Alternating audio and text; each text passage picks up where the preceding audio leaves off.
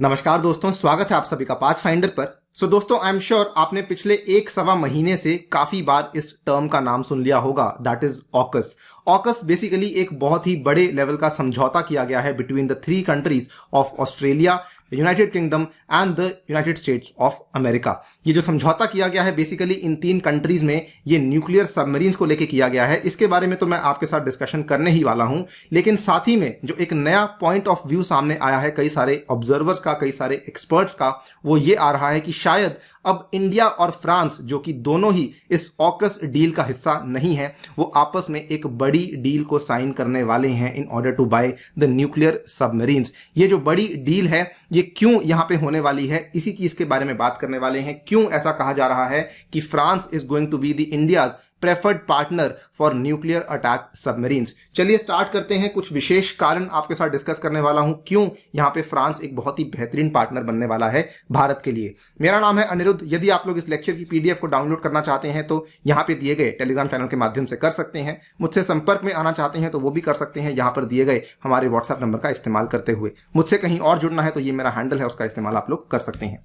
Right, सबसे पहले बात करते हैं ऑकस डील के बारे में। यह डील हाल ही में अनाउंस करी गई थी। UK, USA and Australia have announced a historic security pact in the Asia Pacific, जो कि कहा जा रहा है कि चाइना को काउंटर करने के लिए लाई गई थी। इसको ऑकस पैक्ट भी कहा गया है एंड इसको साथ में ऑकस अलायंस भी कहा गया है। ये जो पूरा का पूरा ऑकस पैक्ट है, ये बेसिकली इसका मेन मकसद यही है कि ऑस्ट्रेलिया इसमें एक बहुत बड़ी फ्लीट बनाने वाली है of the nuclear powered submarines with the help of the USA and the UK, और इस पर्टिकुलर फ्लीट के इस्तेमाल से वो इंडो पैसिफिक के इलाके में स्टेबिलिटी को बेसिकली प्रमोट करने वाले हैं। इंडो पैसिफिक का इलाका जो कि सडनली काफी ज्यादा इंपॉर्टेंट बन चुका है जियोपॉलिटिक्स के लेवल पर, उसके अंदर ये 3 कंट्रीज मिलकर के इस फ्लीट को डिप्लॉय करने वाले हैं। सवाल ये आता है कि वाई जस्ट न्यूक्लियर सबमरीन्स। दोस्तों, काफी बात सिंपल है, क्योंकि जो न्यूक्लियर सबमरीन्स होती हैं ये काफी ज्यादा फास्ट होती हैं and they are harder to detect than the conventionally powered fleets. साथ ही में they can stay submerged for months, shoot missiles longer distances and also carry many more missiles। ये 2-3 कारणों के चलते यहां पे न्यूक्लियर सबमरीन्स का ये वाला डील फाइनल किया गया था। नाउ आप देख सकते हैं कि इस पूरी की पूरी डील को लेकर यहां पे फ्रांस काफी ज्यादा परेशान था। Furious over the submarine deal, France recalls ambassadors to USA and Australia.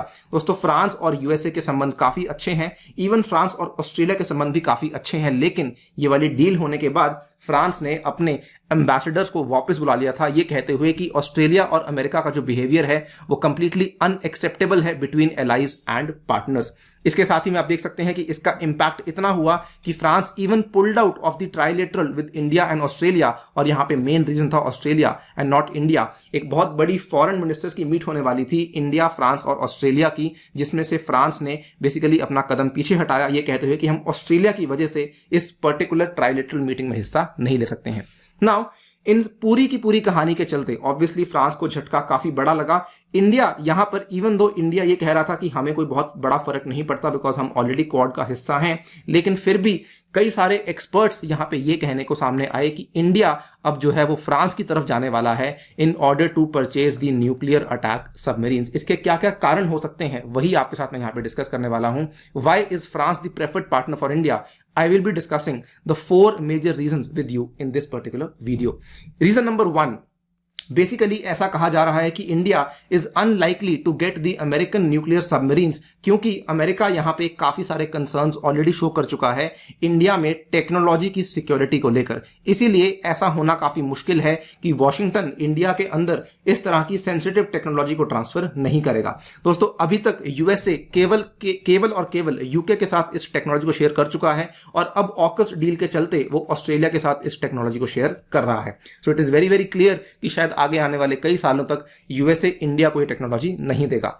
Reason number 2, Australians are getting nuclear submarines, क्योंकि वो बेसिकली यूएसए के काफी अच्छे एलाइज माने जाते हैं, लेकिन इंडिया और यूएसए के बीच में जो डिफरेंसेस हैं वो थोड़े अभी भी लाइक करते हैं। उसका बड़ा रीजन बेसिकली यहां पे रशिया है। आपको मालूम होगा इंडिया और रशिया के बीच में काफी बड़ा समझौता हुआ है S-400 के कॉन्ट्रैक्ट को लेकर, और ऐसा कहा जाता है कि ये वाला कॉन्ट्रैक्ट यूएसए को काफी परेशान कर रहा है बिकॉज ये एक बड़े लेवल का एयर डिफेंस सिस्टम है जो कि इंडिया प्रोक्योर करने वाला है। ये भी एक बड़ा कारण है कि यूएसए कल को इंडिया के साथ इस प्रकार की डील नहीं करेगा, लेकिन फ्रांस को इसमें किसी प्रकार की कोई आपत्ति नहीं है।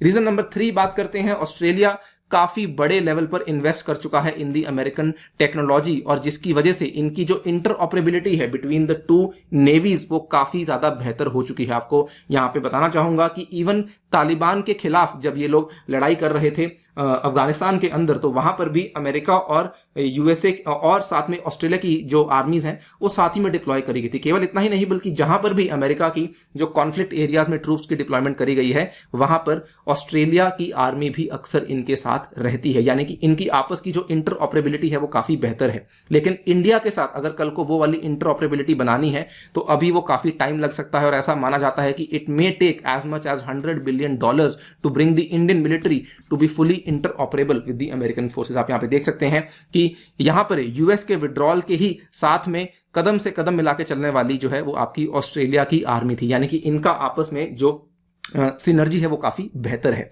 इसके बाद रीजन नंबर 4 की बात करें, the Australians are getting the nuclear subs, लेकिन इसमें काफी बड़ा क्लॉज है। ऑस्ट्रेलियंस को अभी भी उन न्यूक्लियर सबमरीन्स के अंदर न्यूक्लियर वेपन्स को डालने की परमिशन नहीं दी गई है। अगर उनको न्यूक्लियर वेपन्स को डालने की परमिशन नहीं दी गई है तो इसका मतलब साफ है कि इंडिया के लिए इस तरह की डील बिल्कुल भी किसी प्रकार का फायदा नहीं कर सकती है। बिकॉज मान लीजिए अगर अमेरिकन सबमरीन्स इंडिया को मिल भी जाती है, लेकिन अगर हम उसके अंदर न्यूक्लियर लॉन्च कैपेबिलिटी डालने ही नहीं वाले हैं तो फिर इंडिया के पास second strike capability against China किस प्रकार से आएगी।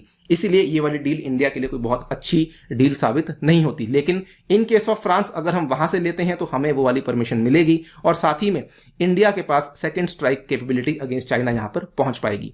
ये कुछ कारण है जो कि मैं आपके सामने पेश कर रहा हूं कि why France is the preferred partner for India, और आगे जाके ऐसी डील हमें देखने को मिल सकती है। कुछ और कारण भी हमें हैं जो कि आपके साथ में डिस्कस करना चाहता हूं।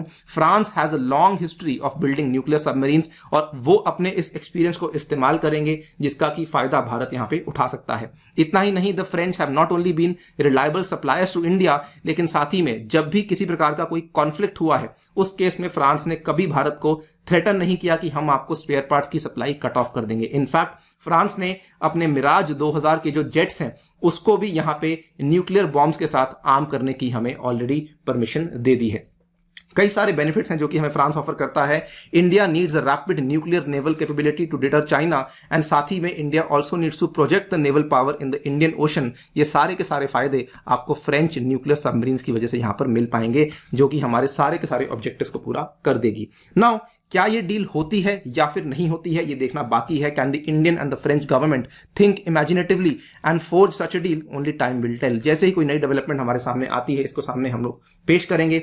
फिलहाल के लिए वीडियो में इतना ही। जाने से पहले आपको बताना चाहूंगा कि अनअकैडमी के टॉपर डेज एक बार फिर से वापस आ चुके हैं। 21 से 27 अक्टूबर में आपको कई सारे टॉपर्स आके पढ़ाने वाले हैं, और अगर आप लोग अपनी तैयारी को शुरू करना चाहते हैं अनअकैडमी के माध्यम से तो ध्यान रखिए, अगर आप लोग मेरा कोड यूज करते हैं अनि यूपीएससी तो आपको कई सारे बेनिफिट्स मिल सकते हैं। जो कॉम्बो ऑफर था एक्सटेंड कर दिया गया है 27 अक्टूबर तक। ये वाले आपके प्राइस हैं जो कि आपको यहां पे मिलने वाले हैं। इसके अलावा आपको ये वाले बेनिफिट मिलेंगे। You will be added to my personal WhatsApp group. आपको किताबें पहुंचाई जाएंगी और मेरी पर्सनल गाइडेंस आपको प्रोवाइड करवाई जाएगी। कई सारे नए बैचेस जो कि शुरू होने वाले हैं आने वाले 27 अक्टूबर से, एंड ऑल्सो मेरे द्वारा भी आपको ये बैचेस ऑफर करवाए जाएंगे। ऑल्सो आने वाले कॉम्बैट में डेफिनेटली हिस्सा लीजिएगा यूजिंग माय कोड अनि UPSC. Thank you for listening, stay tuned and stay safe.